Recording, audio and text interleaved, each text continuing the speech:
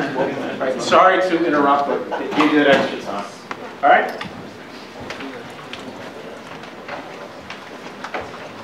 Okay. Hi everyone, I'm Sky, and today I'm going to talk to you guys about ways to help you get more ideas.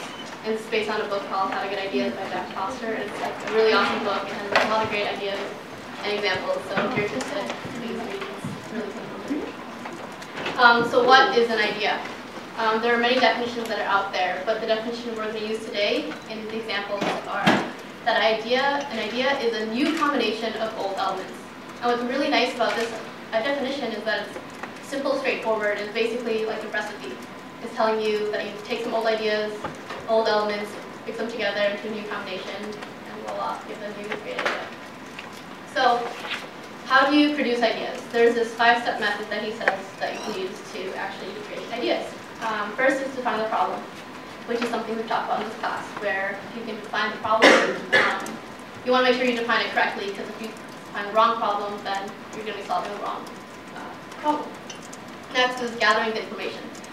You want to make sure you gather as much information as you can. So talk to as many people, ask as many questions as you can. If you can see the problem in person, that's great. Then you can really understand what's going on. Next is searching for the idea.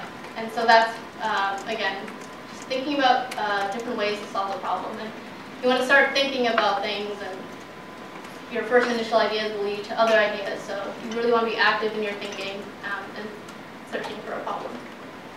But let's say it's really not working for you. You aren't getting any ideas. You can go and just forget about it. And that doesn't mean just take your project and idea, forget about it, and like go watch TV or sleep or something. It's forget about that, but move on to a new project or a new problem and start thinking about new ideas. And the idea is that your mind subconsciously will be still thinking about your original problem, and you'll hopefully be able to come back to that with a new fresh start or new ideas. And then he really emphasized the fact that you want to put your idea into action. So don't just have a great idea and have it in your mind. It's only an idea then. It's only great if you can take it out into the world and show people, and it can be useful for others. So this is also great, 5-step method, simple, easy to understand. But that third step, searching for an idea, how can you actually do that? How can you actually get better at getting ideas? So if we go back to the definition of an idea, a new combination of old elements, if we can attune ourselves to be better at both those parts, then we can be better at getting ideas. So you want to condition your mind before you can get an idea. So the main part of my lecture is going to be 10 different ways to help you get more ideas and have your mind more attuned to getting ideas. First is having fun.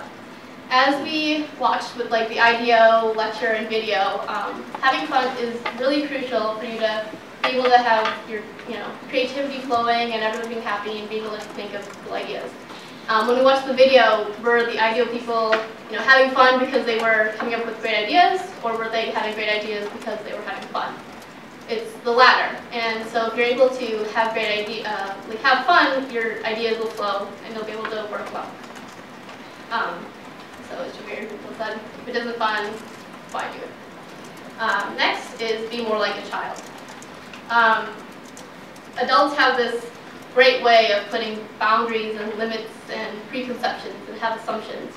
And that's really bad for the creative process and for having great ideas.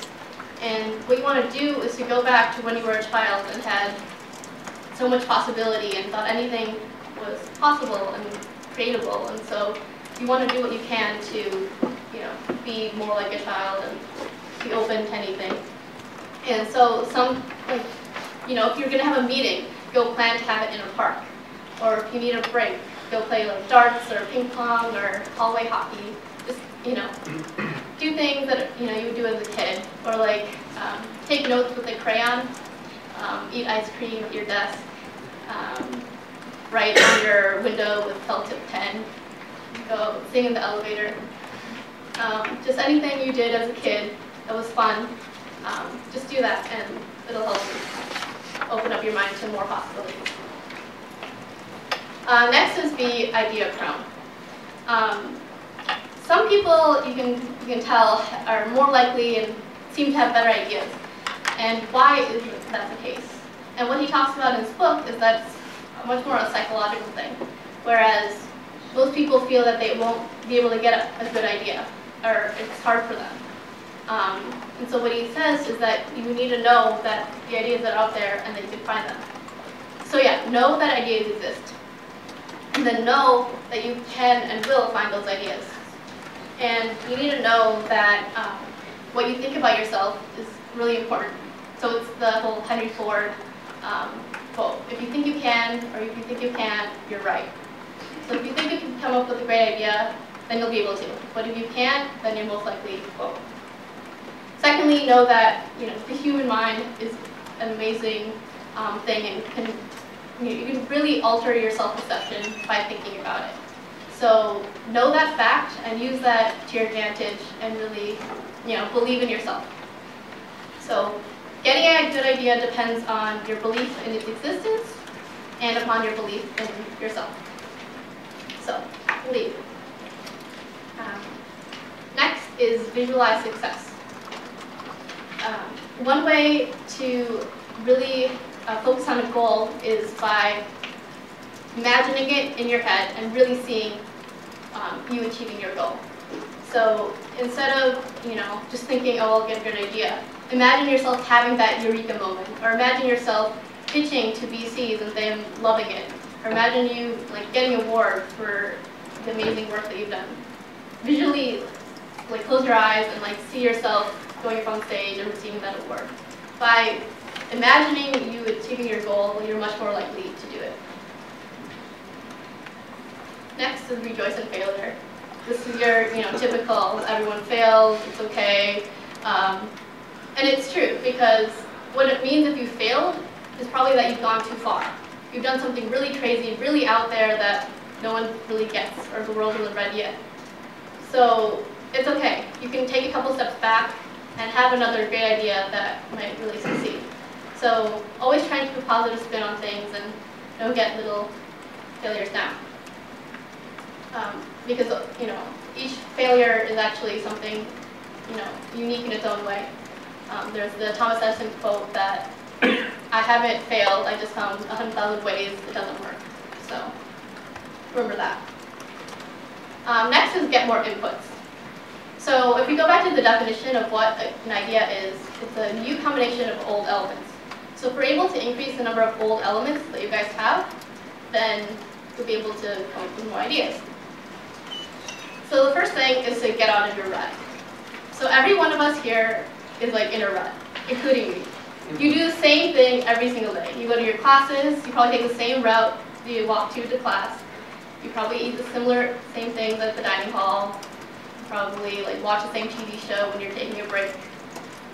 This isn't going to help you discover new things and learn more about other things. Every day you need to force yourself to try something new or learn something different.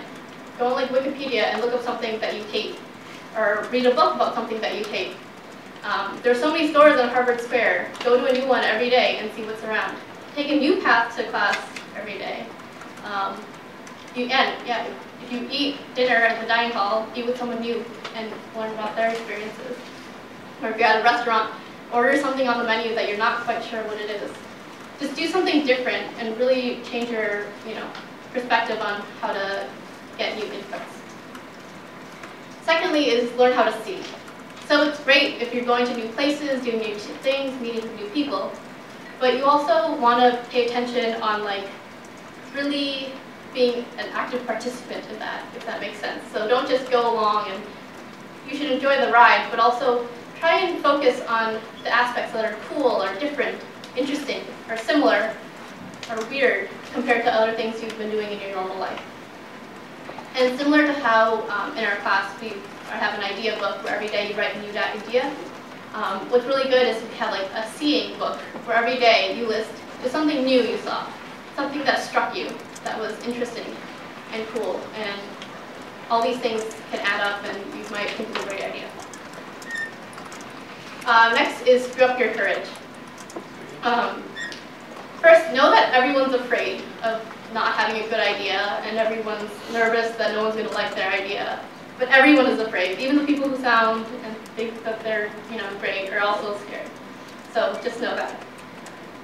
Also, there are no bad ideas.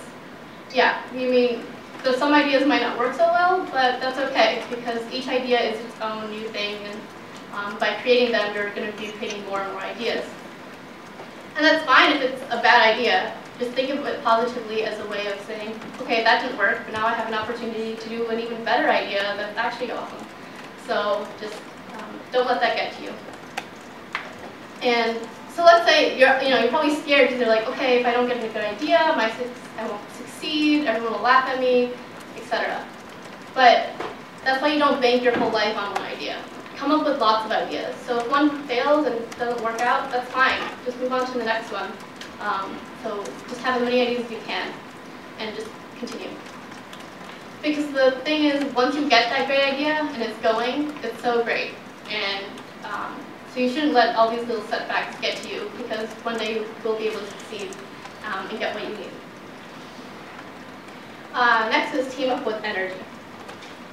So as I mentioned before, with getting more inputs, you want to really diversify your experiences, and by working with people with different experiences, you can get a lot of cool inputs and ideas. One example that I actually heard of last night was I have these two friends, and they recently became Facebook friends. And one of my friends is super obsessed with One Direction. And so she's always posting One Direction like videos and links and articles. And so this other friend was inspired by this. And so for her CS50 final project, she's coming up with the app to block certain items on your Facebook newsfeed. So you never know what meeting with new people and learning about their interests is going to help you with and getting new ideas.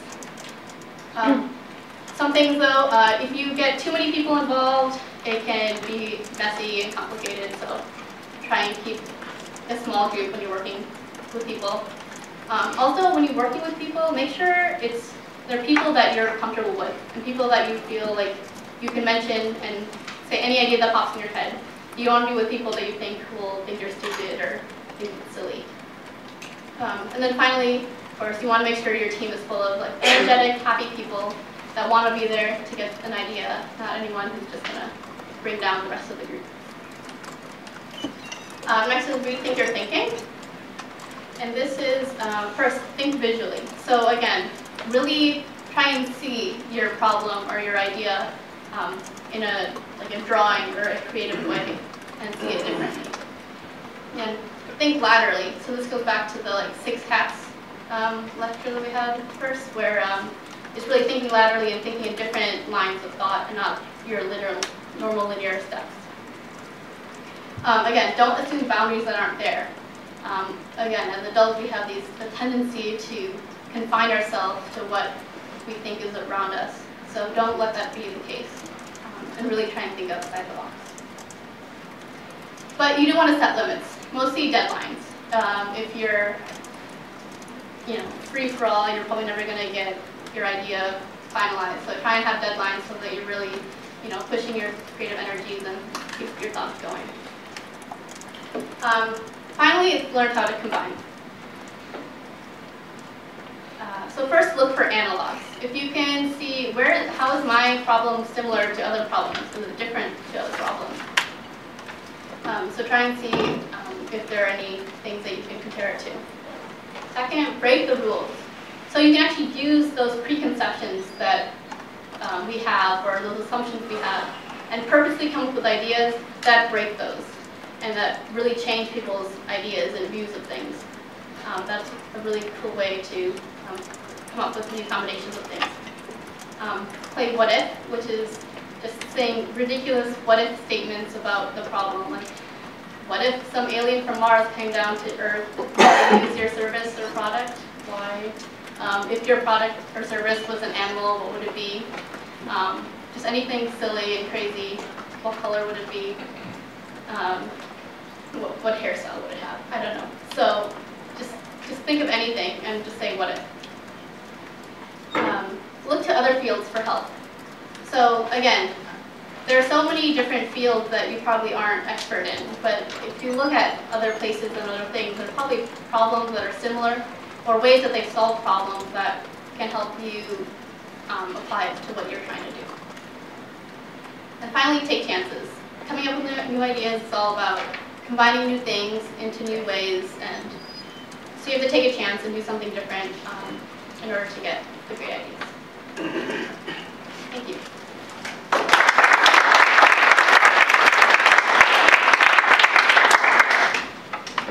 All right, let's take a 5-minute break, and then we'll come back with, who's the next team? Katie? Paul? Well, there was a note outside saying that to get the move. Yeah, okay.